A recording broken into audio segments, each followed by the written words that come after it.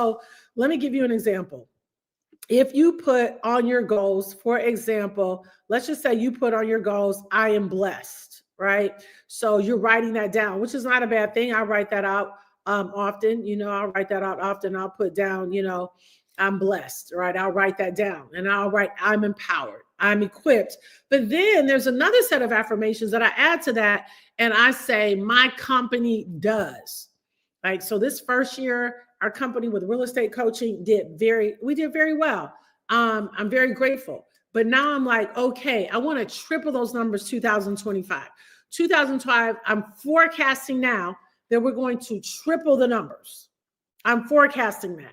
Now, what I'm going to do every day is I'm going to write down. So let's just say my company, I'm believing for, let's just say I would triple the numbers. Let's just say I say, hey, next year, I don't want to just say 7 figures. I want to give it an actual landing place. Because the thing that I found out, Trina, about goals and writing out your goals, the more detailed they are, the more likely they are to come to pass.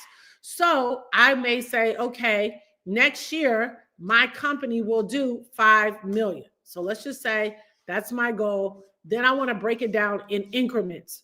The first quarter, because if I break it down in quarters, and you literally, there's not really a right or wrong way to do this part. You could say 5 million, let's just say 5 million for 2025 divided by 12 is what? 70,000?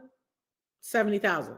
So that means that your company would need to do $70,000 every single month in order to hit the $5 million goal. Or you might say, I want to break it down in quarters. So that means that every quarter, my company does 2.1 million, something like that, right? So you want to just break it down. Then you want to kind of put it in there, break it down by clients.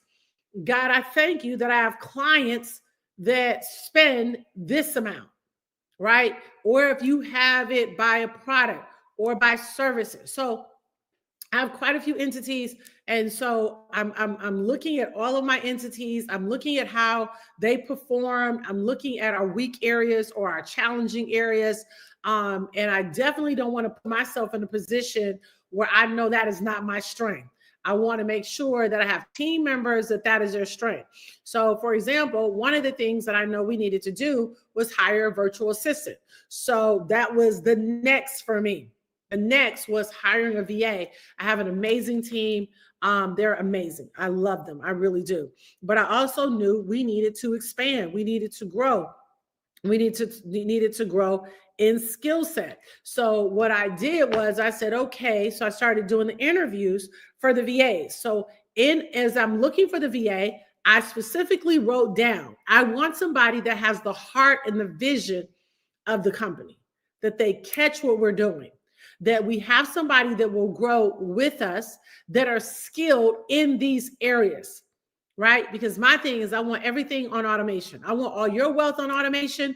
I want my wealth on automation. I want as much as automation as possible, which is why I am such a strong lover of real estate, because when you have tenants paying, that's automatic. They got to have a place to stay, and they're going to keep paying that every single month because they got to have a place to stay. Okay. So you want to make sure you put your wealth on automation.